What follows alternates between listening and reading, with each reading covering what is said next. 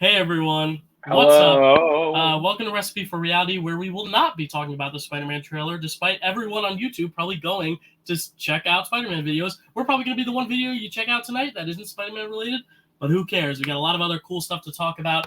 Zach, before we get into this, I have one question. Who is this? That is Survivor put out a statement that they added a cast member late, and they just didn't feel like she needed a necessary introduction. She fit in so well with the cast that they decided to just let her kind of do her thing. Cool. She showed up this week. I thought, and we'll talk about her a little bit later. But I thought that Jesus Christ, Let's call her Heather. That's Heather. We'll call her Heather, I guess. Let's call her Heather. Yeah, nice of Heather to show up finally. Heather finally showed up. Well, the editors finally showed up for Heather on Survivor because she's been here the whole time. But before we get to that, let's talk about Dancing with the Stars. We had some Janet Jackson weekage. About Bachelorette, we had a beautiful one-on-one with Rick, and then another villain emerged out of the shadows, and we saw more eliminations. So, where do you want to start, Zach? What should we start with? You know what? Why don't we get Dancing with the Stars out of the way this week, because next week it will definitely be our big story. Yeah, because next week we'll be talking about the semifinals, and then the week after that we'll have to talk about the finals, because we're taping after the semifinals have happened, but we're going to pretend as if the semifinals haven't happened yet. We're just going to be talking about Jackson. So Zach, oh my gosh, we're a full week behind. It just occurred to me that we're a full week behind. Yeah. It's okay. I'm currently scoring for semifinals, but I will go back. I'll go back and I'll think. Because the thing is, I haven't watched all the semifinals dances because I was like, yeah, we'll just save that for next time. Because that was 2 dances on top of a Janet Jackson. That would be 3 dances. And I thought that'd be too much. So you watched all the Janet Jackson ones, though, right? I did watch all the Janet Jackson ones. So we did lose 2 people. We lost Jimmy and Emma, and 2 couples, and then we also lost Olivia and Val, which was a little bit surprising to me. Not by the voting, but just by the fact that she has been doing very well. So let's start with Olivia and Val. They had that dance. Len complained about the chair. What do you think? What do you think, Zach, about that dance? Oh my gosh! Sorry. Allergies. Okay. I will be muting every time I cough from now on. It's okay. As I go to drink my tea. So I thought Olivia was by far one of the most technical dancers in the entire season, right. If only based off of the fact that, like, for someone who wasn't really a dancer, she showed a lot of technique and she showed a lot of poise. I thought that the dance was beautiful. I thought that they did a great job. I think it's such a shame. I gave her a 9 for the dance. It was so good, and it honestly, I know we're kind of jumping ahead a little bit, or I'm not really jumping ahead, but we can talk about whatever we want. I thought that was such a rob of her to go out on the lowest score of the night. I thought that was just such a terrible way for her whole journey to end. And I don't think she even had the lowest score. I think Jimmy and Emma had the lowest score, but she had the lowest voting. And so they were just like, you're going home. We don't even have to put you into a judge's save, which was weird to me. Like, it should have just been the 3 of them in the judge's save, and then the judges pick one of the 3 to save. But that's how it goes, I guess. And then the other being Jimmy and Emma, who did make it to the judges' save, but the judges saved Melora and Artem, which I think was the right move. But what do you think of their dance? Because this was the lowest scoring of the night, 4 8s, which isn't bad, but this late in the competition it is. And I gave it an 8. I thought it was like fine, but it feels very much like a first week, like the top of the first few weeks. Yeah. Like that would have gotten like a 9 or 10 for me on a week 1, but 100%. This far in the competition, I don't know about that. Yeah, if you remember, I think a long time ago I said the thing about Jimmy was that Jimmy progressed at a pretty high rate between like weeks 2 and 3, and I was like, wow, he's really someone to like look at and to really like look out for, which is pretty amazing. But I also said, and I think we both kind of agreed on this, that if he didn't continue that way, it was going to fall flat line. And it did. And it just, he reached a certain point where the technique and the face and the expression all just started not matching. I thought that was the right call. Excuse me. I thought that was the right call between Jimmy and Melora. Right. I agree. I just would have, I would have rather seen, I know who I would have rather seen go home, and they're still here. But I thought it was, again, a lot of the great dancers who are not the greatest dancers, but the people who, sorry if you just heard a very loud thumb. Oh, it's a good answer. I thought, the people who have been the very most improved dancers have gone home, and that's what's really frustrating about this. Yeah. This season, but I gave it an 8. I thought he deserved to go home. Now we have Suni and Sasha, and I have to say, most improved, 100% them. Like I've said on before when Olivia did it, I love the samba. I love those little samba rolls. I just love the style. So I'm a little biased, but she nailed that. Yeah. And it was a different side to her too. It was more like a sensual side of her, which we don't see a lot of her on this ballroom at all. And that's what you need in ballroom dancing. I was blown away. I gave this a 10. I thought this was excellent. 10s across the board. I agree. Cool. Nice. My pen's running out, but there's enough people left. There's not enough people left that I can probably remember in my head. Melora and Artem are next, and they had a amazing paso doble. Again, they should not have been in the bottom 3. Their paso doble I thought was incredible. I mean, it was a 10 as well. I just thought they just nailed every ounce of that paso doble, especially the passion and the acting behind it. I thought she nailed it. Yeah, I gave her a 10. Cool. A lot of these were 10. It's pretty easy. Yeah. Well, it's easy. Go ahead. I was just going to transition to Amanda and Alan because I also gave them a 10. I mean, it was the classic Janet Jackson routine. They got a lot of the Janet Jackson moves in there, which is something that I didn't see in a ton of these except for hers and one other we'll talk about. But I thought she nailed it again. I gave her a 10 as well. 10. Yeah. And my last 10 I gave out was JoJo and Jenna. I thought they nailed it as well. I thought they were on top of it as well. I think all these people have really just hit a point now where unless they really make a glaring mistake, it's going to be 9s and 10s from here on out. And those dancers, I gave JoJo and Jenna a 10 again. Not to give anything away about the have you watched their semifinal redemption dance yet? I have not. No. Okay. I can't wait for you to watch the redemption dance because, and the reason why I bring it up is because this week as a whole, the Janet Jackson week showed why JoJo should still be here. Because a lot of people I know were kind of frustrated that she was still here. Yeah. Same thing with Amanda. They were frustrated at the fact that these pro dancers are still here so late. And I'm like, right. But you know what? Unlike Amanda, who kind of from the first week has been pretty consistent, hasn't really done this. She's kind of been meh, with a dip and then bang, and then a dip and then bang. JoJo did not start out strong this season. She did not feel like a pro dancer and now has reached a status that I watch her and Jenna and I'm like, whoa, wow. Yeah. They have the most 2 pros. Yeah. They have the most sync out of any couple. They are so in sync with each other. They get each other. They never once flounder while they're dancing together. It's astounding. I gave them a 10, and honestly, if I'm being honest, I think they should win. I think they should win. Well, we'll talk about that in a sec, but Cody and Cheryl are next, and I did not give them a 10, even though 2 of the judges, including Len, gave this a 10, because Len said, Paso Doble is a man's dance, and I was watching you the whole time. I was impressed, and I agree. I think this is Cody's best dance yet. I gave him a 9. Like I said, no one really underperformed except for Jimmy to me, but I still give it a 9. I still don't think it's perfect yet. I still think there's a little bit of tweaking to do, but this was his most confident dance, so I got to give him that. I gave him an 8. Yeah. I'm unimpressed with Cody. Yeah. I'm across the board unimpressed. And I don't know if that's maybe because I'm expecting more of him because of what happened with him and Cheryl with the COVID. Yeah. And I'm expecting them to kind of come and rise above. Put in their place, yeah. I just really to me, they shouldn't be here over someone like Matt James, who was much better and much more consistent over them. Yeah. And did the full process, and then was just taken out by the lack of fan base, putting him in the bottom. And I think that's the one thing. Dancing with the Stars is so hard because you're judging progress, but you're also judging them up against the other stars that they're against.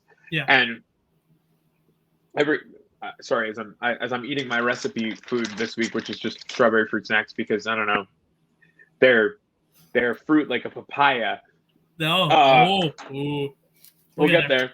But I thought that it's just Cody doesn't really progress for me. And it's kind of the same as Jimmy, but the thing about Cody was that Cody was never really good in the first place. Right. Jimmy went like this. Cody has kind of gone and it just has stayed that way, but he's got all of the Peloton fan base, which I didn't realize was so big. I didn't either. I mean, my mom just got one, so maybe they keep adding by the day. one of our best friends, Lori. Shout out Lori Travers. I hope you watch these. I hope she does. We'll find out. We'll find out. We'll ask her if she heard our shout out and what it was. Oh God, I really hope Lori's not watching this now. Anyway, yeah, I think Cody just. I'm big on Cody not needing to win, and if he wins the season, I'll be very upset. Mm-hmm. I think it will be undeserved. And lastly, we have Iman and Daniela. I thought they were great. I think their more contemporary lift stuff is always going to blow me away more. Like this was still there were still little issues with his with his height and all that stuff, but I thought his groove was really great. It was great to see him nail some of that Janet Jackson choreography. I gave this a 9. I thought this was almost perfect. I loved it. It was just that Daniela was going that extra oomph, I think, that he wasn't. But he's so smooth, and his talent has just gotten so much better and better and better and better and better. And he keeps growing, and I'm very happy for him that he's still around, even though he was our first boot pick. But yeah, I gave him a 9. Gave him a 9. I think he's great. Talk about a complete 180. Yeah. I really thought he was out. We both did. Maybe, honestly, but here's the thing, though. When I was thinking about this the other night as we were talking about it, maybe he really needed Martin to leave first. Because I look back and I wonder, if we didn't have that kind of obviously bad, everyone, what would have happened? And he was down at the bottom of our list right at the beginning. He wasn't high, so I'm wondering if maybe that would have attributed to anything. I still think Brian and Sharna should have probably left first, but you never know. You never know what would have happened. So, I've never been so happy to be wrong. I will say that I've never been so happy to be wrong about something. Yeah. So, if we're looking at our leaderboard now, at the bottom with 17, we have Cody and Cheryl. It's in second place with 18. We have Iman and Daniela. And then at the tie, we have a 4-way tie. Suni and Sasha, Melora and Artem, Amanda and Alan, and JoJo and Jenna. So that really just shows how good this group is this late in the game. And we will not spoil the semifinal result because I'm thinking we record the next episode since Survivor will be on Wednesday. Bachelorette is tonight while we're recording this. We can record it before Monday night. That way we can give our final predictions. And then we'll be able to talk about the finale when it happens. So, I love that we're talking about our plans on our podcast. It's so funny. Right. This is but here's the thing. Here's a nice little insight. This is truly the most time we get to spend together talking about this. Right. Because we just spend most of our lives I am currently I guess we'll plug things now rather than at the end because we can replug. I'm currently in the middle of a tech week for Hightstown High School in New Jersey's production of Peter and the Starcatcher. I'm there pretty much every night until 9:30. Dylan is about to start is in middle production of rehearsals for Joseph and the Amazing Technicolor Dreamcoat as Joseph at the State Theater of New Jersey. So that's right. What you guys are hearing is basically we will text one another every so often being oh my God, I can't wait until we talk about this because this is crazy. But we don't get to plan out any of our sessions until really a couple hours before. Right. So if ever anyone is man, you guys must prep this, these podcasters must prep all these things, this is unedited, completely unprepped except for your own opinion stuff. So I've always had a high respect level for people who podcast and people who do this for a living. It's even higher now because to do all of this and for people who do multiple, you do multiple yourself on this channel. Yeah. So thank you. It's not easy. So here we are. Here you are with us. So let's transition to Bachelorette then, because this season we've talked about it. I think because Michelle is a little bit more grounded and neutral. The season itself isn't as entertaining as some of the explosive leads, but I am liking this season. I think this past episode showed the most drama from Michelle's end with the whole slumber party, feeling discluded, not included, I guess is the word. I don't know if discluded is even a word. What did you think of this episode? Because obviously we got rid of the big villains with Peter and Jamie earlier on, and now we're kind of transitioning to a new villain. What's his name? Chris? Is it Chris? Mm-hmm. Yeah, a new villain and the Nate situation, who's Nate's kind of a pseudo villain, even though I don't think to the other guys he is. But I will admit, I personally do understand where Chris is coming from because it very much seemed like Nate did think he had it in the bag. I honestly agree with that. I think Nate was very, very confident that he was one of the front runners. And I think on the show like this, you kind of have to know that, especially as a first impression rose getter. It's just I don't think he was gonna outright say it, Right. and that's where Chris overstepped. But what were your thoughts on that? So I think that, and I feel like this is the common theme for me with The Bachelor and Bachelorette and just Bachelor Nation in general.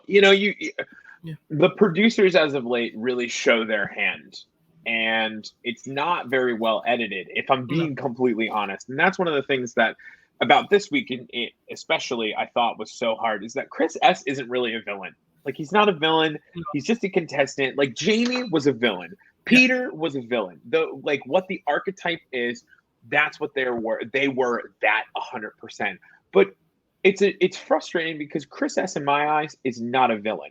He is a contestant on the show who is looking at his. Oh, my voice is literally going as we're doing this. It's okay. It's okay. Me too. He's a contestant on the show who sees an opportunity to go a little bit farther and kind of like put himself above the crowd.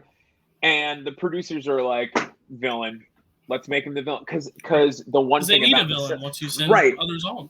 Well, and especially for Michelle, Katie, the one thing that I loved about Katie was that Katie, while like being no BS, kind of created her own drama just by accident. Like, it was not on purpose. It was not her trying to stir the pot. It just was, that's who she is. And that is more than okay. But the thing I really don't love is that it feels like they're trying to create drama for a person who is relatively drama free. And I get that that's the brand, but like Michelle is such a pure and wholesome person just in general. It's very hard. And even during that date where she was being ignored, like, I felt like she was just trying to, keep herself calm because she knows that this is her show. It just didn't feel like that for a second.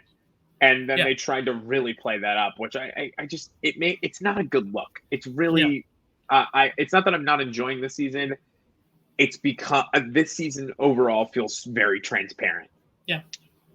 And I've talked to some people also who have said like that moment for Michelle didn't honestly make her look great either, because if you're the lead of a season, sure, like you're the girl, but like nowadays in 2021, I think the gender norms are a little bit more broken. And like, if you're the one planning the date, you can be the one to be like, all right guys, like let's do this, or okay, I want to go talk to this person.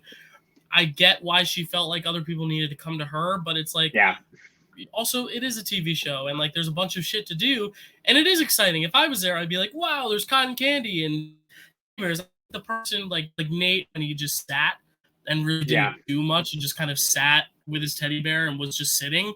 Like that might be a little bit annoying. Like, just like, okay, you're just going to sit with your teddy bear. But the people who were like, getting the cotton candy and doing the pillow fights, like they were just, trying to make the most of what the date was, even if it wasn't necessarily with Michelle. So like, I get the concerns on both sides, but I personally felt for Michelle, but like, I can see how it might not even make her look great either, Yeah, I just thought that it was such a bust of an episode. Not because it was a bad episode, it's just that there's nothing to really showcase right now. And that's also just, where they're at in the season. You've got to have a villain, so you put Chris S, but Chris S clearly has a connection. You've got Rick, who is a great guy. He's so good with Michelle. You can tell that was a great date. You can tell though that there's a bit of a friend zone between the two of them. I think so. Oh, okay. I saw a funny picture that was basically like, oh my guy, no girl sticks out that far for someone that they're really interested in, and it's Michelle like hugging him with her like whole bottom half like very far out. And I think that obviously that's just a joke. Right. Again, it's 2021. How the hell are we going to make jokes like that, or how are we going to take that seriously? But no, it's true though. I think that for me, I still think Nate is my front runner for sure. Brandon stays very high as a front runner for me as well. I think Joe every so often wanes and kind of like ebbs and flows. But I also thought one of the things that I loved about the episode, and this is where I do think that they really hit the nail on the head with this franchise. I love after the date, the well edited, like just men apologizing. The men apologizing just one right after the other. All saying pretty much the same thing, which as a man who has been in that situation, you're like, wow, we all feel that way, really.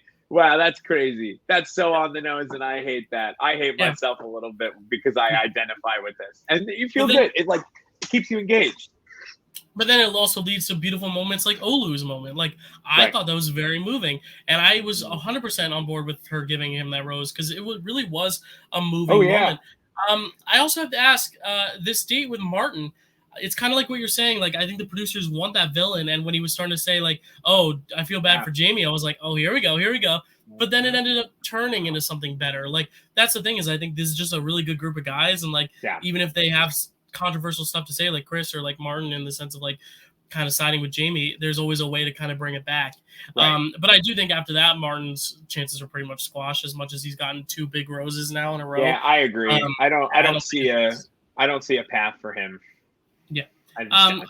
I still like Rodney as a pick. I still like my pick as Rick. I'm a little bit more past friend zone when looking at the two of them, but only because that was such a moving moment. He reads to me like a Michael A, where I don't know why she would send him home unless he's one of the final 2 and she just picks someone she likes more, or he leaves. And I really don't see her wanting to break his heart, because I really think there is a connection there. I guess because he came out on the dinner plate, people might say he's kind of like Kat Connor, like it's a little bit more about the entrance and like that's more of a friendly thing. Like she'll always think of that rather than the romantic side. But I'm still hedging my bets on him. And then Nate too, but I think this episode might have set him a step back. But they're going to Minneapolis. We'll see how that goes, especially since Joe is also from there.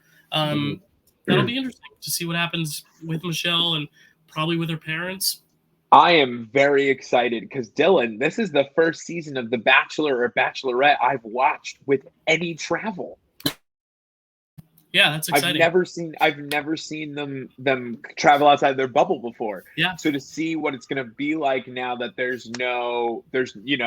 you're not just stuck in this one place the whole time, and you're really, because I feel like that's the thing that maybe for me has been missing, is that sure you're going on this journey of love. Of course, it's a Bachelor, but also like fighting for your spot every week in The Bachelor and The Bachelorette is also about like fighting to go see the world, which is crazy. That's really like a thing. It's like The Amazing Race. Exactly. Like you're fighting for your spot to go see Minneapolis. You're fighting for your spot to go. I mean, on Hannah's season, that's the one that I've gone back and watched the most. You were fighting to go to Scotland. You were fighting to go to. That was a great one. That was crazy, or to Amsterdam, and like to go to all of those places just to find love. I mean, that's insane. So like now it feels different to me. The show feels different to me now, and I'm excited to see how that like affects the guys, because we even had to see them fight for that too. And I think it maybe kind of puts a little bit of a reset on things, because it's not like, okay, you were all cramped up in the same place together. Now maybe traveling, more bonds are made like on the plane or somewhere else or in the hotel, because it is a lot of like waiting around now. So we'll see. But I'm very excited to see what happens. We're right on track. I mean, we're only 23 minutes in. That just goes to show how little really drama has been happening. But let's get to the drama of the week, and that is Survivor. We got another live tribal. This woman showed up to play. That was weird. Almost sunk her ship. Because she was she didn't need to throw her name out there. She throws a name out there, ends up voting for Tiffany anyway. Tiffany goes home. The plan originally was to split the votes between Tiffany and Xander to flush Xander's idol.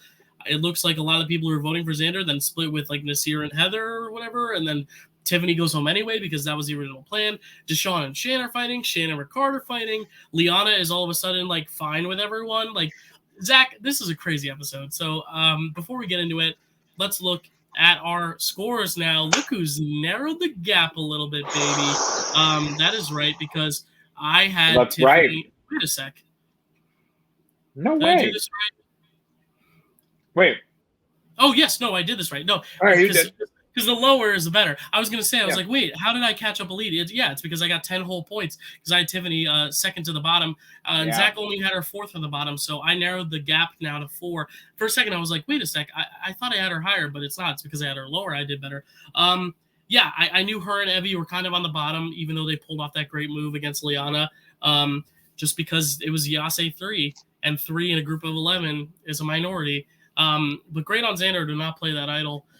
Because it would have literally flushed it. And weird of Ricard to literally blatantly say, dude, play your idol. Can't be any more subtle than that. Zach, what were your thoughts? Bro, I love this show. I do. I love this show. I don't think anything's really going to beat last I'm week's gonna go grab episode. a tissue. I'll be right back. That's fine. I'm going to talk. I don't really think anything's ever going to beat last week's episode. It was so. It was such a crazy, like, just hours, an hour's worth of absolute stellar reality TV. But what I liked about this episode was that we got to see people who normally felt like invincible finally start to feel very prone. And even with Tiffany being sent home, the dynamic has changed dramatically. The thing I'm loving about this show, as opposed to something like Big Brother, and as you know, something that's unlike The Amazing Race. The Amazing Race is different every week because the place is new every week. The place is the same every week for Survivor, just like it is for Big Brother. But what's amazing is that the game changes every minute in Survivor, and I appreciate that. And I think that, to watch Evie win a challenge was phenomenal. I was sitting there I was sitting there holding my breath. I was like clenching my fist because that's my girl. I had her at the bottom. I want her to win this season. I want her to win. And I know she would have gone home if she didn't get it. But what's amazing is that, first of all, this is why every show needs to cast a super fan. This is why every one of these friggin' shows needs to cast super fans and not just recruits. And not because, oh, hi, Red. And not just because, super fans know the game better. But this is great TV. She needed that win. And just thankfully enough, for the one challenge that's going to give her sustenance that probably at the end of the day helped her win immunity. She's like, I know that challenge said I could do it in my room, and look, here I am winning it. And Jeff Probst shout that out. He shouted it out. It was awesome. Yeah. And then to watch her be able to go to Tribal knowing she was safe and kind of call people out, calling Liana out a little bit. And, it wasn't like these huge attacks, but these little digs at Liana, these little digs at Shan, these digs at Ricard. Like, it was just so nice to not feel like, oh yeah, we know exactly what's going to happen. And I loved it. And I will say, as much as I want Evie to win, my winner pick and my runner-up pick have changed drastically because of this week. Interesting. Okay, well, why don't we save our winner pick till the very end? Because I'm on a wavelength of two different people right now. Just because it's so hard to tell. Because honestly, I thought Tiffany was really on an up and up too. Like, I thought she was. Yeah, that's what people were thinking. I put her toward the bottom just because I was like, her placement in the tribe isn't good, but like her edit was pretty good. Like, she was the mastermind behind a lot of those, with Abraham and Voce and stuff. Like, she really was the one to like organize those. So I thought she was in a better position than she was, and it looks like she went home because they wanted to flush that idol out. But then Heather gets up and talks, throws Nasir's name out. Nasir, he shut that down immediately. He was like, no, don't throw my name out. And then the Shannon Deshawn fighting. So let's get into our rankings so we can just talk about these players and like talk about just some of their other smaller moments, because we'll get to Papaya Gate, we'll get to Shan versus Deshawn. Because I think those will have lasting effects, especially short term. Like, I think those will come into play big time.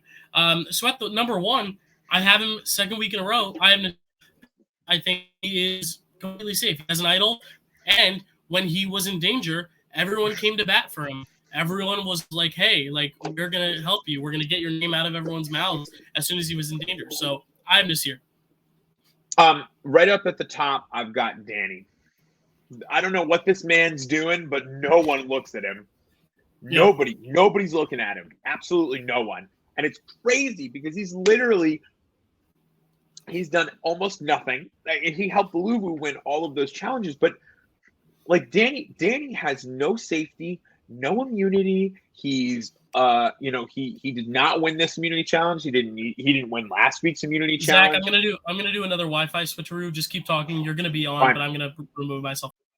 It's fine. Danny over and over again has absolutely no reason to be as safe as he is, and still, for whatever reason, is not in anyone's thoughts. So the reason why I'm picking Danny first is because they might want to flush Nasir's idol. They might want to get rid of Nasir's idol in some way, shape, or form. Someone could try and steal Nasir's idol from him. Someone could try to talk him out of giving it to him. And I just think that Danny will never be on anyone's radar because he's not a threat to them right now. And also, the only other reason I have him up at the top is because on top of all of that, I don't see a way for him to win. He's got nothing on a resume. He's not made a big move. He's hid behind a lot of people. And because of that, he's not going to be a big threat. True. He's a great physical threat, but a very boring game threat. Even then, though, he went out pretty early in the challenge. He didn't do very well in this one. The block fell very quick. So boring. Heather beat him. So that keeps him up there. At number 2, I've got Xander, and I've got Xander up there because that man's not getting rid of that idol. No. Oh boy! Unless he really knows he needs it. Yeah, that was very smart on him to keep it because I think if Ricard hadn't said anything, I think there's a good chance he plays it. But I think because Ricard kept saying it, I was like, dude, you're shooting yourself in the foot because Xander's now not going to play it. He's not going to believe you because what does he have to trust Ricard for? Like, why would he trust Ricard? He wouldn't. So, yeah, I think that was a brilliant move. As long as he has that idol, I think he's safe. I think him and Nasir are in the same boat. There's someone else who has an idol that I have a little lower because I think things could go way wronger for that person. But 2, I think they are unfair enough that they are not at the top of the pyramid. And so if they sense any danger, they will play their idols. Agreed. And the thing is, I think Xander has also, what he did this last week was really friggin' stellar. Where he sat out of that challenge and then volunteered again to give everyone rice. I was sitting there like, wow, you weren't great in individual tribes because you were very iffy. But now that they're all together, he is playing the game probably better than anybody because he knew he was on the outs.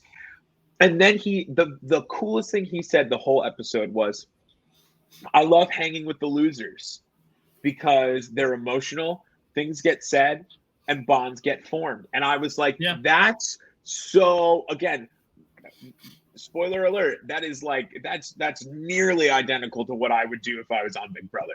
My strategy is to find the people who think I'm not gonna be, or who think I'm against you, and then to put them on their head. I just thought that was such smart gameplay. And I know he didn't find his advantage, but honestly, I don't think he needs it right now. I heard a theory out there that some people think he did see it and he just didn't want to risk it because of how screwed I agree.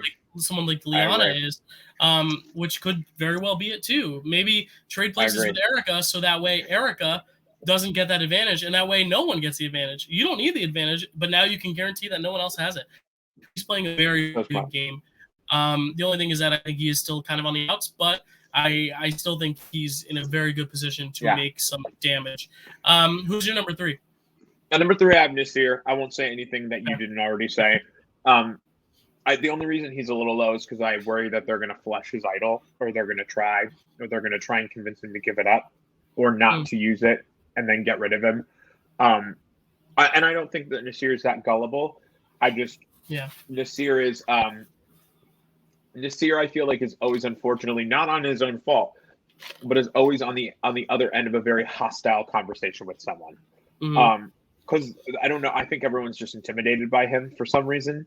Because he's Mr. Survivor Man, right. So the only reason that he's below Xander and Danny is only because I feel like they're not going to try to mess with Xander because they're afraid. They're not as afraid of Nasir, and I think they kind of think he's not as smart as he is. Yeah.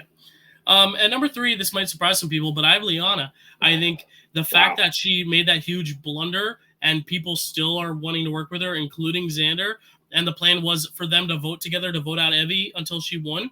I think that means good stuff for Liana. I think that shows that Liana is still good with mostly everyone. And like I said, people want to bring her to the end because she has that horrible move against her. One of my favorite winners, Adam Klein, had a horrible merge episode and goes on to win the game with a unanimous vote in the end. It happens, and I think Liana could still make it happen. Yeah. I had Liana at 4. Okay. If for any other reason other than I don't think she's in a great spot in terms of winning the game, but she's super useful for anyone who doesn't need who wants to win. And I think she's lower than all of those other guys because at the very least, if Shan wins immunity, when they can't really get rid of her immunity idol anyway, they go, all right, well, let's cut off the second head of the snake and put her by herself, which puts her with somebody else. who's lower for me. But we'll get to them. Yeah. We'll get to my them. My number four is Danny, kind of for what you said too. Like, he's not on anyone's radar, which is shocking because he's a big, strong guy, but he's not doing as great in the challenges either. So, like, people have no reason to get rid of him. And it seems like in that alliance, Deshaun and Shan are fighting, Liana and Xander are fighting. Like, Danny's not fighting with anyone except for Jeff Probst because of that twist. Yeah. So, I think Danny's fine. At 5, I have Deshaun because I think he's in a. Here's the thing. I think if that group splits apart because of him and Shan, I think most people would take his side. Like, I think Danny will take his side. I think he could get Nasir. I think Evie could flip back to Deshaun's side because I think Evie did want to work with Deshaun, and Xander kind of blew that up. I could see Xander working with Deshaun. I think he has more options than Shan does because I think Shan is scarier than Deshaun. I think Deshaun is someone who is more level-headed to talk to and who's not going to intimidate you the way Shan is. And I think he'll be okay. I assume he's lower on your list because of the reaction, so I'm excited to hear where you have him. But I think he's okay. I think he still has enough numbers, and I think the edit made him come across way better than Shan. Yeah. Smack dab at 5, I have Erica. For someone who flipped the game on their head last week, Erica got off pretty well. Mm-hmm. That's why she smacked that, because I feel like she could be an easy target in the event of immunity and something like that, or even just an accident. Right. But the fact that after the week after everything kind of blew up because of her, and the fact that Xander was able to say, like, I'm going to put Erica back in, and no one was like, no. I mean, she's off the radar for some people, and I just can't believe it, because if I'm honest, she has next to someone like Xander and maybe even Nasir right now, she has the best resume at the end. She gets to the end with the jury and goes, I wouldn't be here if I didn't take the shit from everybody, hit that hourglass, and change my own fate. I got here on my own. Right. I got here because people wanted to get rid of me, and I took my fate into my hands, taking a choice I was given. And if I'm on a jury, I go, you're right. And I might vote for her. So I just am shocked. I think she's 5 because she can easily and quickly become visible again. But I would be shocked if she goes home over someone like this. And following her right behind, I do have Evie. And Evie is very high, and I know that. Here's my shit about Evie. Evie winning immunity this week was big for me. And for her, I think. And I think the reason it was big, it was because when you take yourself out of the crosshairs, and it's in any game like this, you take yourself out of the crosshairs by winning the veto in Big Brother. You take yourself out of the equation by getting first or second in Amazing Race. You take yourself out of the equation, getting the group date rather than the one-on-one, or a one-on-one rather than a group date. When you take yourself out of the crosshairs from the majority, you have a really cool ability to be like, wow, that was crazy. That, like, yesterday was crazy. Yeah. How are you feeling? And you become someone's confidant again. Especially for, like, Xander has had to flip-flop in the middle, and this week he was very anti-Evie, but now with Ricard being like, yo, man, you should use it. Now he's got to be like, man, I can't trust. And now Tiff's gone. So you know what? Here we go. I'm going to go back. And Evie stands in a good spot. And I think that's also why they said they gave her the edit of, the high school. You feel like you're in high school again, and you have to do your thing. Because I feel like that made her again look so much smarter than everyone else. And I think that that's going to be so good for her. I do think, she's in the bottom half of my ranking because I do think she has a shot to go home. I would really like that not to happen. My only worry with Evie is that despite winning immunity and being that number now, they were still on the outs once they got into tribal council. She was like, I still no one's really talked to me about a plan. And then she's one of the 2 who ends up voting Nasir, which I just don't think though she voted Heather. She voted Heather. Oh, but still, that's not the main plan. Like, she still was out of the loop on the Tiffany Xander split. So I'm a little worried that she's just, like, still out of the loop, even though she won that challenge. Right. At 6, this might be a little high, but only because she has that idol, I pick Shan. Just because I think she is causing way more drama than she needs to, but she had a really great strategic edit in the pre-merge, and I just think she's still in a lot of control, and she has that idol. So I think that's a really good clutch to have, and I think she's someone who's paranoid enough that she will play it. But I do think her days are numbered unless this week goes really well. I think this week she's safe, and every week she has an idol she's safe, but the week she plays an idol, the next week I'll probably put her at the bottom just because I don't know how well she stands in this tribe anymore. Me neither. Yeah. And then at 7, because you did your 7 too, right? I did not, but you do yours first. Oh, okay. My 7's Erica. I think in the same idea, like she's kind of well positioned everywhere, even though she's not in control. Her edit makes me think like, yeah, like I don't see her winning, but I don't see her going home soon just because like this week she kind of did nothing again. Like she's kind of fading in the background again. So I don't know about Erica, but I don't think she's going home. Yeah. At 7, I've got Ricard. Oh, okay. Ricard. Papaya Gate. What are your thoughts?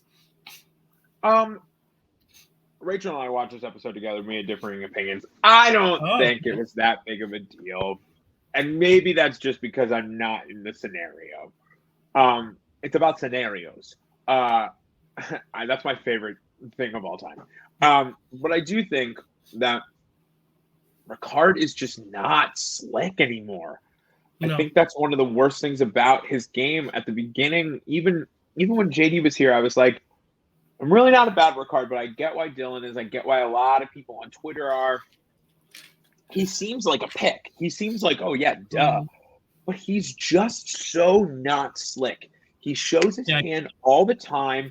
He never is quiet about what he thinks or what he's doing. And, the thing is, like, you can easily lump him and Shan together, but Shan's got an idol. And the only reason she hasn't been said before him is because, again, I think that Shan could be convinced in the same type of way that she convinced JD that if she gets paranoid enough, and I'll talk about this more when she gets there, they could get rid of her. But Ricard is not far behind because I just think that Ricard has no tact anymore. Yeah. And it's going to be very hard to hide again now that he's shown that he hasn't got any tact. Yeah, I think Papaya Gate made Shan look a little worse than Ricard, honestly, because you piled on the Deshaun stuff as well. Yep. I think if the Deshaun moment doesn't happen, it looks worse on Ricard, but I really think Ricard was just like, oh, cool, we have food. Like, he just wasn't thinking, and, like, I don't blame him for that. It was a little bit of the whole, like, acting like, so what? Like, what the hell? Which was a little off, but, like, I don't blame him for seeing food at camp and eating the food, And I just I get the whole it's individual aspect, but like you are still a tribe. He made the point that it's Survivor. You eat, we don't get a lot of food. Mm-hmm. So like you see food, you normally are like, oh, let's eat it. Yeah, and Shan being like, well, we haven't won a challenge, so like we should eat, and it's like, then win a challenge. Like you can do the challenge, like then learn the puzzle like Evie did. I'll get to her, man. I still like Shan, but she's definitely turning more villain than hero for sure. At 8, I've got Deshaun. Okay. I think Deshaun is going to end up on the better end of the Shan-Deshaun disagreement. But if Shan sees him as a threat to her game, she's going to go to work and try and get rid of him. And that's where I think that Evie is going to kind of disappear for Shan. Because Deshaun is going to get loud about Shan. And you can tell based on the preview, you can tell based on the ending of that trial, he's about to get loud about her. Yeah. And I mean, I don't blame her, or I don't blame him, I should say. But I just think that the only reason why he might leave over other people for me is the fact that if Shan is good enough at convincing people like she's been, then she'll convince them to get rid of Deshaun because he's going to be bad for them. Because I'm even looking at my list. She'll convince Liana. She could probably convince Nasir. She can probably convince Ricard. She can probably convince Heather as long as she doesn't, piss her off. And then it just leaves you need a 5th. And at that point, it's like I can try and convince somebody, and depending on how bad, like Evie wants to be back in, Erica probably would go with Shan. Like I just think that if Shan is as convincing as she seems to be, Deshaun is in trouble. it's really interesting how like we both looked at it the same way, but I thought Deshaun had way more sway than Shan did. But that's a good point. Like Shan has been more of a mastermind this season, so we'll see. I do. Wait. I do think he has more sway than her. You'll notice she hasn't been said yet. Oh, but you just said like she's gonna get the numbers to take him out. I'll explain. Okay. I have Evie at 8, kind of the same reason. I think winning that challenge should have made her more of a swing vote, but it didn't. But being so much on the outs with Tiffany gone, I think makes her more of like a wild card. Like let's use her rather than get rid of her. Yeah. So I think she's okay. Who's your 9? So my 9 is Chantel, and here's why she is below Deshaun. Chantel does hold a lot of sway, but the problem with Chantel is that Chantel has not won a challenge. Chantel has not really provided anything for anybody. Yep. She has no use to them as a tribe. And as much as she can say, he's bad for our game, he's bad for our game, he's bad for our game, Deshaun can go, this girl has done nothing for her tribe, for our tribe as a whole, and is somehow still here. And everything seems to go her way. Do you not think that is dangerous? And because of that, I think people are going to start to go, oh, yes. And again, I know that her being a 9 is a little ridiculous because she does have an immunity idol, but she has already done enough in terms of showing that, like, she's a player of psychological warfare. I would not be surprised if someone like Liana or someone like Ricard, who has been on the other end of it, is able to say, like, she plays with psychological warfare. We need to fight back with that and try to get her idol from her.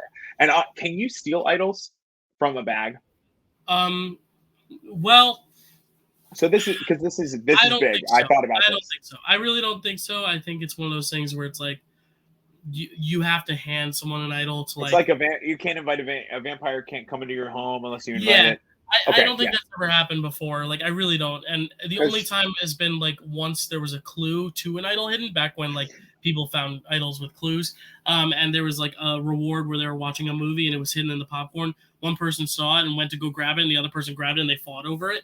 That's the only time I've ever thought of. But yeah, I don't think they're transferable unless you like give someone an idol. Right. I don't know. Because here's the thing: is that I also think that I also would not be shocked to see someone be like, Shan, let me see your idol. I want to create a fake one. Right. And just keep it. Yeah, I don't know. She gives it to them. I don't know if she would be stupid enough to be like, you could also put that person on blast. You could be like, guys, this person stole my idol. And not if it's a full fucking. That's what I mean, is that if they come together and are like, we want to get Shan up, but we got to get rid of that idol. That's the thing, is that, and again, do I think Shan is stupid enough to do that? I don't think so. I think she's too smart of a player, but in desperate situations, you tend to lose your sense. So that's why she's there for me. I think for me, truthfully, it's a toss up between Deshaun and Chantel, depending on how the episode goes, and my 10. Yeah. At number 9, I have Heather. Who? Oh, right. Sorry. Her name is starts with an H, something like that. I don't know. She's new this week. Okay. Yeah. I think because she got a lot of screen time this week, that could be like we're giving her a little bit of screen time and she's gone next week. Just because for her to go next week and not have any screen time would be crazy. But now that she's gotten the screen time, she's vulnerable whenever. But I still don't see why she's a threat to anyone. So I don't know why I have her that low. But like, she doesn't seem to be connected to anyone. So I really have no idea where to put her. That's why I put her at 9. And I'm assuming you have her at 10 then. Yeah, I got her at 10. I mean, she really shot herself in the foot. Yeah, she just keeps coming up on the screen. She shot herself in the foot this week. Like, she was in such a good spot. No one really cared. No one really was paying attention. And I feel like the minute your name is written on the paper, you've become a target. And maybe not like an immediate target, but like your name's been on the paper before. You're destined to be on the paper again, probably. And maybe that's not 100% true, but again, for like just watching the game, I just felt like there was no reason for her to freak out. Nobody was gonna try and secretly take her out. She wasn't enough of a threat She wasn't enough, and I guess feeling like, oh, in the first challenge I come close to winning. Now you want to put my name on the paper. I get the freak out, but also again, and it was Tiffany and Evie too, which were like the two people who really weren't put into the vote too, which makes me think she's still kind of okay, but I don't know. I think that again, it's one of those things. Evie wins immunity again. Xander has his idol. Who do you get rid of? You get rid of Heather because it's easy. She's been in the vote. Yeah, especially because this game's going so fast. If it's like a double elimination or something, like it would make sense that Heather just goes out just like randomly, without much explanation. At number 10, I have Ricard, my winner pick, because you had him there last week because I really think he shot him. I think he's the one who shot himself in the foot because Xander's gonna look at him like I think the papaya gate wasn't his issue. His issue was telling Xander to play. Because Xander looks at him and says, "Oh, so I didn't get the votes. So why did you want me to play my idol? Huh? Right. Right. And I think Ricard's gonna look dumb. And I think if they want to still have Shan potentially on their side as a backup, like maybe we can somehow get Shan back on our side. Maybe they take out Ricard as like Shan's number one. Be like, let's take out Ricard to put a hit on Shan to weaken Shan to then pull her into our side. That's my prediction. I think that would make more sense because I think there still is that little inkling of Deshaun that wants to still work with Shan, and I think he could be like, well, let's just get rid of Ricard, and then Shan will be devoted to us. You know? So I don't know, but I think he's in danger. I do think he's in danger, more so than ever. But that's that. And you know what? With our track record, very well could be Danny or Xander going home this week. Oh, 1,000%. But yeah, those are our rankings. It's really exciting, especially just now that we're at the merge phase. Like everyone but one person's safe, and idols are such like a toss-up, like 50-50. Yeah. So it really gets so exciting. Any last thoughts on this, Zach? Well, I was going to say, do you have a new winner pick then, if Ricard's at the bottom? Well, Ricard was my like preseason winner pick, and then a few weeks ago I did say I think Deshaun could do it, but I think because there was one scene that we haven't talked about, and that was Nasir getting the papaya for everyone, I'm going to say I think Nasir has a good shot because I think the drama around him was early on, but the drama was mostly with Sydney. She's gone. I think everyone who's kind of threw out Nasir as a plan is gone. And I really just don't see why anyone is making him the priority to go home. He has an idol, which means he's safe until he plays that idol, or he could always find another one after he plays it, because once you play an idol, it gets replanted. So I really think he's in a very good spot where everyone likes him. No one wants to get rid of him, and sometimes kindness is like the number one thing you need. And I think his edit, if he was not going to win, I think they just boost it even more and throw it really in our faces. But I feel like he's been subtle enough, so his great moments are very great, but then come in short bits and packages that like I think he's got enough footage there to justify a win without being too in our face like someone like Shan was in the pre-merge and someone like Xander is right now. So who's your is that who it is? Zach, is it Xander? So here's my thing about Xander, and it's funny, I have Nasir as my runner-up because for someone like Xander to pull off such a great move, and what I love is that they really like up until this point, they have up until really last week, they made Xander look like a fool. They made him editing wise, he looked stupid. He looked like he was always on the wrong side of everything. He looked like he was just like a little puppy dog being strung along by 3 very strong women. And then last week was literally the reason that one of them didn't go home. And I thought that this huge edit of being like the savior of Yase for a minute was such a great look for him. I do hesitate to say, like, is there anything left for him after that? I don't know. But I really think it's one of those things where we'll never know how well Xander would have performed in that challenge because he sat out to get them right. We'll never know how well Xander could have performed that puzzle because he sat out to give Erica a shot. So I think right now for me, Xander sits so high because, someone like Nasir, and to be honest with you, I do think it could go Xander Nasir or Nasir Xander. I do think it could go either way because I just think that it would be smart. And it's so funny because they voted for each other this week. Which was weird. It would be so much smarter of them to work together and hide, and to really be like, we've got these two immunity idols.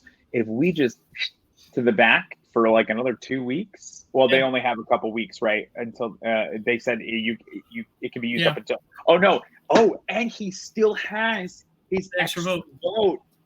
Yeah, you could play an idol till Final 5. So after Final 5, you can't play it.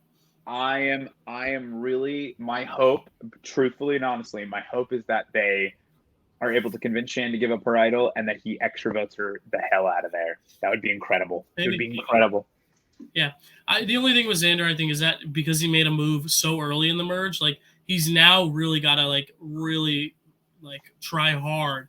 He's got to fight harder than anyone, which is my only hesitation. But yeah, I think he would be like my number 2 right now. Like, he's getting so much good strategy at it, but not in the sense of Shan where like it's paranoid strategy. And I also think Liana could be a contender because she bounced back pretty well after that first week. I think just based on the edit, I'll probably rule out Heather, Erica, and Danny just because I don't see them having enough of like a story to win. And I just don't see how like Evie gets there. But again, like anyone can win, because that's just Survivor. So, like, if it is a final 3 of Heather, Erica, and Danny, and the jury has to vote between the 3 of them, like, what's going on? There's also so much footage you don't see. There's so much footage you don't. It's not like Big Brother where you know what happened every single night, except for those very small conversations. But like, we do not know what conversations Evie had with Xander. We do not know what conversations Evie had with, you know, Ricard and Deshaun. We could come back next week and it could be like, Deshaun and I decided to mend and work together. And Xander's like, I'm leading a new tribe that we're being secret. And like, you just never know. And I think that's one of the cool things for the game for me. That's what I'm enjoying so much about it. So Zach's predicting no elimination this week, and I'm predicting Ricard to go home. And that's because your player doesn't exist according to your list. I was like, what are you talking about? Yeah, I can tell you didn't understand my joke, so I then had to like rebuttal it. So yes, Zach thinks that all 9 of our final 9 are going to make it through. Nothing's happening this week. So we'll see if Heather goes home because again, she did get a big spike this week, and it was not a very positive one. She's had 2 episodes this season. So one of them was very positive of like, you could still do it even though you failed. And this week is like, you are crazy even though you're failing. You might as well not exist. She almost won a challenge. So like if Heather wins immunity this week, I mean, that's what happened this week watching. Evie was at the bottom of my ranking last week, and then she wins immunity. I'm like, well, there it is. Like I got to hope for Tiffany, and then Tiffany went home, but I was like, yeah, like power rankings, that's how it works. But thank you once again, Zach. This is always fun chatting. I love it. There's so much good game to talk about, especially when the other shows are very much kind of on path the way we kind of expected to. Survivor is always packing surprises. Where can they find you, Zach, on the internet? Right down at the Twitter link, right there. You can find me at ZLove, 3 E's at the end on Instagram. You can find me at ZLove, 3 E's 39 on TikTok. You can find me at Heightstown High School, directing Peter and the Starcatcher this week. You can find me just about anywhere right now. I am all over the place. Yeah, my socials are all down there. My throat is gonna get sore if I say it all out again because I say it every freaking show. But yeah, everyone go see Zach's show that he's directing. Go see the show. I'll put the link in there. Tickets are still available. Yeah, that's Survivor. That's Bachelorette. That's Dancing with the Stars. Who's got the recipe? Oh, that's right. That was what I was trying to think. I was like, there's one more thing I wanted to say. One more thing. Thank Who's you, got Zach. the recipe? I will go with... This week is really hard. I don't know who. Because there wasn't like a standout strategist. I'll go Evie because she really rocked that puzzle. She really rocked the immunity challenge, and like she bounced back when she was like gonna be the boot. So I'll go Evie. I'm going with that is Nasir. I adore him. He's always at the front of everyone's. We need him, but we don't want him, but we need him, and I appreciate that about him. He is the GOAT, but not the GOAT. Hopefully, right? Because sometimes GOAT in Survivor terms is like someone who's I've heard. Let's hope he's not. I don't think he is. I think Heather is the GOAT right now. And she could be the greatest of all time. Maybe that's an editor's trick. We'll see y'all next time with the Bachelorette, the next episode, and then we'll talk about the Survivor Final 10, and we will talk about Dancing with the Stars semifinals and make our finals predictions. See y'all next time.